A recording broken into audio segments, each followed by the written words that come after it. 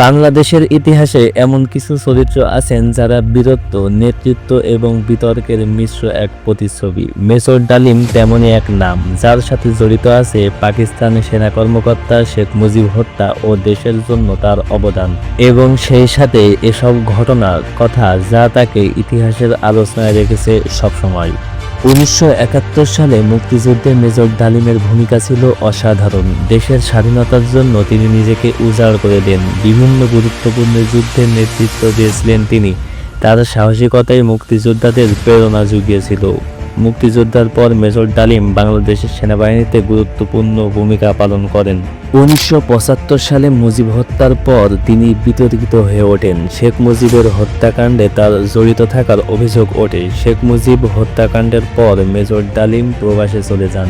Major ডালিম বিভিন্ন দেশে বসবাস করলেও বাংলাদেশের রাজনীতি এবং সামরিক বিষয়গুলোতে তার সক্রিয়তা অব্যাহত ছিল। সম্প্রতি মেজর ডালিম জনপ্রিয় সাংবাদিক ইলিয়াস হোসাইনের লাইভ টকশোতে অংশগ্রহণ করেন। সেই টকশোতে তিনি বাংলাদেশের মুক্তিযোদ্ধা এবং 1975 সালের ইতিহাস তুলে ধরেন। এর পাশাপাশি বেশ কিছু ব্যক্তিগত ব্যাপারও সামনে আনেন, বিশেষ করে তার স্ত্রীর অপহরণের ঘটনাটি খোলাসা করেন। মেজর ডালিমের জীবন বৃত্তান্ত জানতে ভিডিওটি সম্পূর্ণ দেখার অনুরোধ রইল। মোহাম্মদ শরীফুল হক ডালিম, যিনি মেজর ডালিম হিসাবে পরিচিত, তিনি বাংলাদেশ সেনাবাহিনীর এক প্রাক্তন সামরিক কর্মকর্তা। মেজর ডালিম তিনি 1946 সালের 2রা ফেব্রুয়ারি ঢাকাতে জন্মগ্রহণ করেন। মোহাম্মদ শরীফুল হক ডালিম প্রথমে 1964 সালে পাকিস্তান বিমান বাহিনীতে যোগদান করেন। তারপর 1965 সালে পাক ভারত যুদ্ধের পর তিনি বিমান বাহিনী থেকে সেনাবাহিনীতে যোগদান করেন। এরপর পাকিস্তান সেনাবাহিনীতে তিনি 1971 সালের এপ্রিল মাস পর্যন্ত কর্মরত ছিলেন। মুক্তিযুদ্ধের শুরুতে শরীফুল হক ডালিম তৎকালীন পশ্চিম পাকিস্তানে ছিলেন এবং 1971 সালে 20 এপ্রিল তিনি পাকিস্তান থেকে পালিয়ে ভারতে চলে আসেন এবং সেখান থেকে তৎকালীন পূর্ব পাকিস্তান তথা বাংলাদেশের মুক্তিযুদ্ধে সক্রিয়ভাবে অংশগ্রহণ করেন।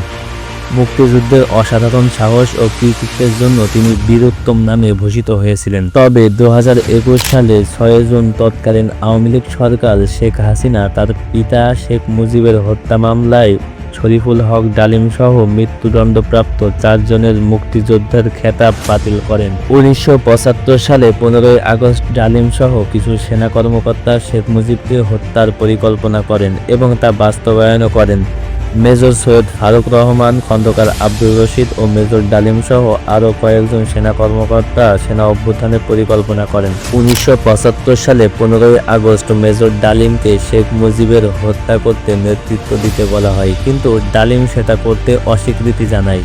সেনা অভ্যুত্থান চলাকালীন শেখ মুজিবকে হত্যা করা হয় এবং মেজর ডালিম বাংলাদেশ বেতার এর নিয়ন্ত্রণ নেন, একটি ঘোষণাও দেন তিনি। মেজর ডালিম বলছি, অদ্য সকাল হতে খন্দকার মুশতাক আহমদের বলিষ্ঠ নেতৃত্বে সামরিক বাহিনী ক্ষমতা দখল করিয়াছে। শেখ মুজিব ও তার খুনি দুর্নীতিবাজ সরকারকে উৎখাত করা হইয়াছে। এখন হতে সারা দেশে সামরিক আইন জারি করা হলো।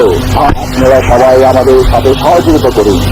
আপনারা নিশ্চিন্ত থাকুন, কোনো অসুবিধা আপনাদের হইবে না। বাংলাদেশ জিন্দাবাদ। এই ঘটনার পেছনে রাজনৈতিক ও সামাজিক বিভিন্ন কারণে অসন্তোষ তৈরি হয়েছে। সামরিক বাহিনী মনে করত যে তাদের উপেক্ষা করে বেসামরিক বাহিনীকে বেশি গুরুত্ব দেওয়া হচ্ছে। এছাড়া 1974 থেকে 1975 সালে বাংলাদেশের দুর্ভিক্ষ দেখা দিয়েছিল। এ সময়ে আওয়ামী লীগের বিরুদ্ধে ব্যাপক অসন্তোষ তৈরি হয়েছিল। তৎকালীন রাষ্ট্রপতি শেখ মুজিব পাকশাল গঠন করে সব রাজনৈতিক দলকে নিষিদ্ধ করে দিয়েছিলেন, যা সামাজিক এবং রাজনৈতিকভাবে বিরূপ প্রতিক্রিয়া তৈরি হয়। তাই সামরিক বাহিনী মনে করত যে রাজনৈতিক নেতৃত্ব পরিবর্তন করা প্রয়োজন। 1975 সালে শেখ মুজিবের হত্যাকাণ্ডের পর মেজর ডালিমকে সেনাবাহিনীতে পরিপূর্ণভাবে আবার নিয়োগ করা হয়। এরপর তিনি লেফটেন্যান্ট কর্নেল পদে পদোন্নতি পান। এরপর শরীফুল হক ডালিম সেনাবাহিনীতে বিভিন্ন পদে দায়িত্ব পালন করেন। পরবর্তীতে 1996 সালে আওয়ামী লীগ ক্ষমতায় আসার পর শেখ মুজিবের হত্যাকাণ্ডের সাথে জড়িত থাকা মানুষদেরকে খুঁজে বের করতে শুরু করেন। তবে 2021 সালে এক তদন্তে জানা গেছে মেজর ডালিম বর্তমানে পাকিস্তানে আছেন। বর্তমান বৈষম্য বিরোধী ছাত্র আন্দোলনে শেখ হাসিনার পতনের পর মেজর ডালিম আবারও মিডিয়ায় জনগণের সামনে উপস্থিত হন। জনপ্রিয় সাংবাদিক ইলিয়াস হোসাইনের লাইভে এসে মেজর ডালিম তৎকালীন শেখ মুজিবের শাসনামলের বিভিন্ন বিষয়ে তথ্য দেন। সম্পূর্ণ লাইভ ভিডিওটি দেখতে চাইলে ডেসক্রিপশনে থাকা লিঙ্কে প্রেস করে ভিডিওটি দেখতে পারেন। যদি ভালো লেগে থাকলে একটি লাইক করুন।